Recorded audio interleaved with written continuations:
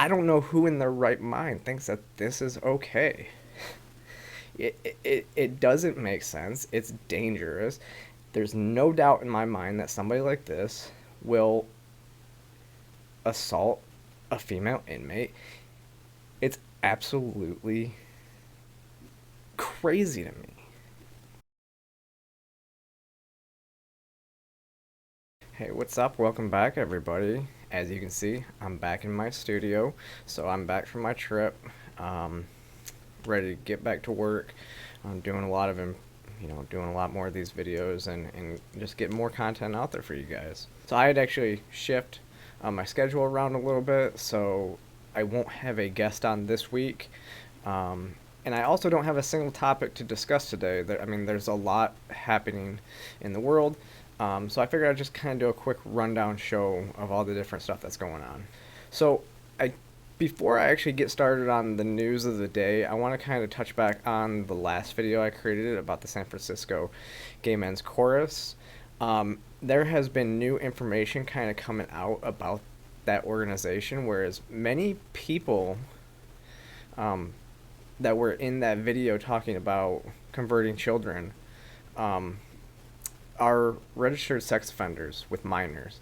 Now, I haven't been able to go in and independently verify this, but you can see from this picture that somebody did, and it seems pretty credible. So it just shows even more how crazy that video really is, and how dangerous that video is, and what they are really saying in that video. Okay, so my first topic up is Cuba. If you haven't been paying attention, there is a massive uprising in Cuba. The people are starving. The communist regime is failing in maintaining everything. Go figure. Socialism has never been tried, right?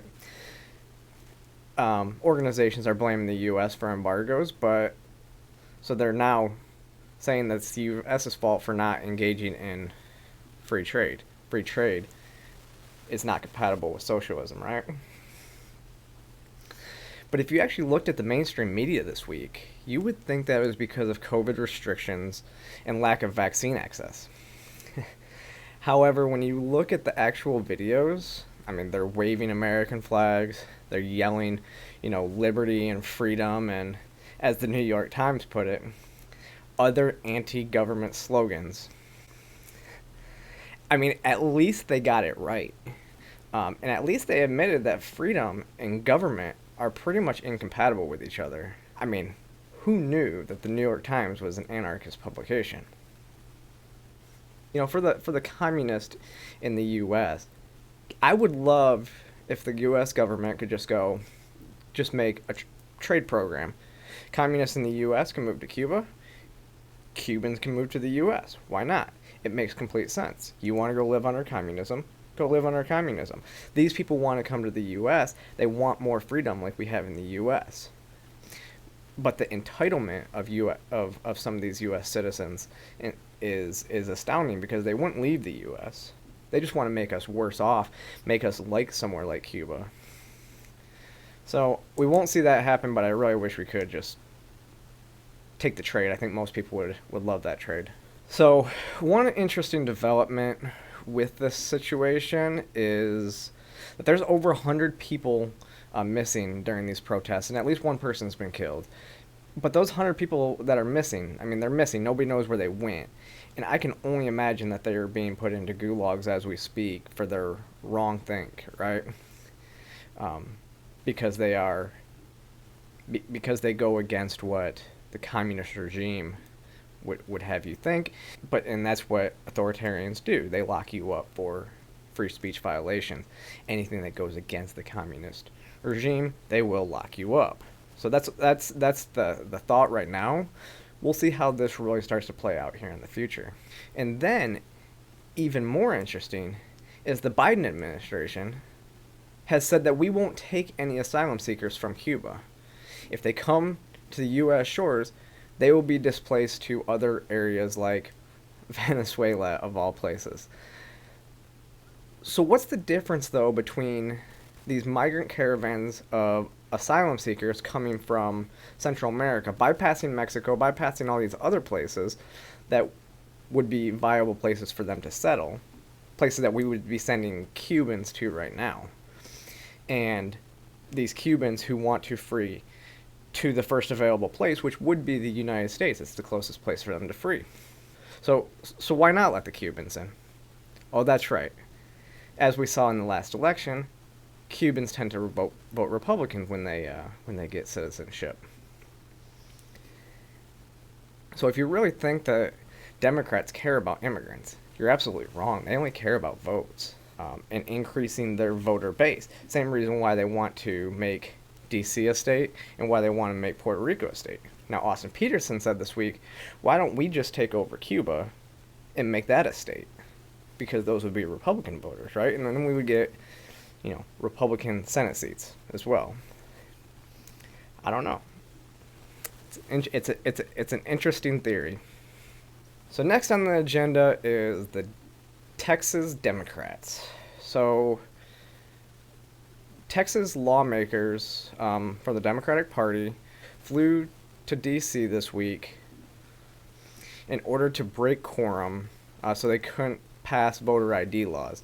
They didn't have enough to filibuster the law, so they had to fly and break the quorum, which means essentially a quorum is you have to have so many percentage of people that are there to vote in order to take the vote.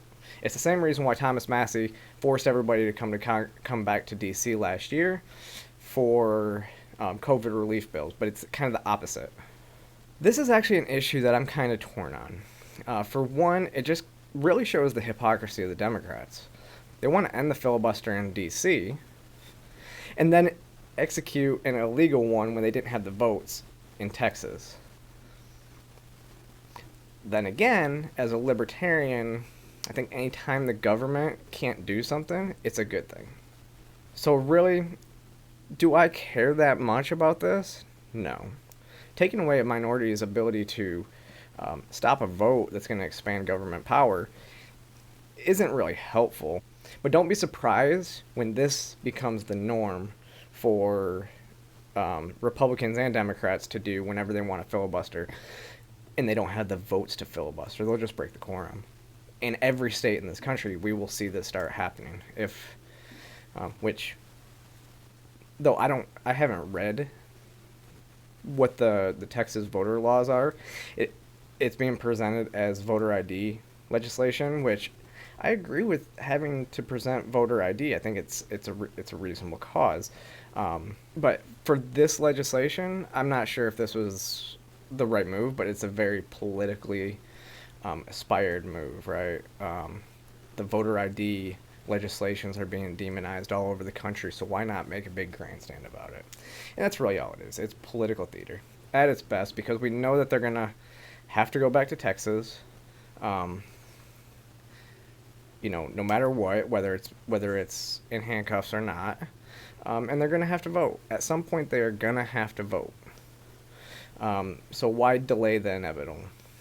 So now we move to gun rights legislation. Big ruling came out of the Fourth Circuit Court of Appeals this week that essentially said that any law that prevents people the ages between 18 and 20 from purchasing a firearm are unconstitutional. Judge Richardson said, "We refuse to relegate the Second Amendment or 18 to 20-year-olds to second-class status," which this is a huge step, and it kind of shows that the gun control regulations are moving in the right direction. They're moving into where a lot of these massive restrictive gun laws are being, shot down in the courts, which is exactly what we would expect to happen. And finally, we are seeing some headway with our rights being protected in that manner. Now we are on to CPAC. So, if you didn't know, CPAC took place this last weekend. One of the first major things that we kind of saw happen was Nick Fuentes, the controversial alt-right actor, made a spectacle with his entourage of 14-year-olds. First, America first! America first! America first! Let's go! Nick Fuentes is in the house! Yeah! It's white boy summer! Let's go!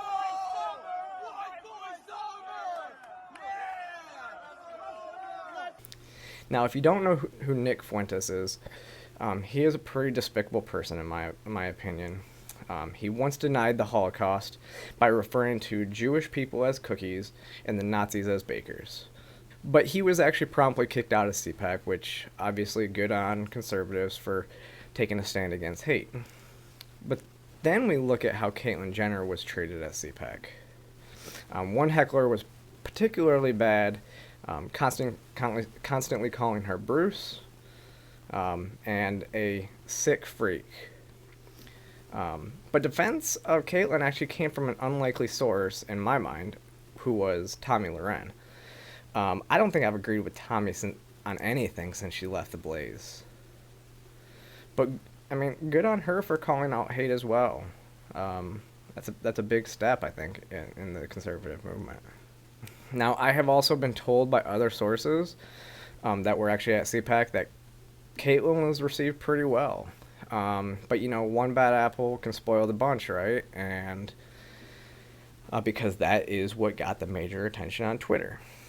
But I actually don't want to talk about this Caitlyn Jenner issue that much because you can actually catch me tomorrow at 2 p.m. Central Time on the Blaze TV's Slightly Offensive with Elijah Schaefer. We talked about this very subject with a panel of guests, and it was a great discussion, so I really encourage you to go over there and check out that video. I will update the comments to this video tomorrow when that video actually posts. The last and probably the most disgusting story that I have even out of all of this is this Toronto woman assaulting a 6-year-old boy.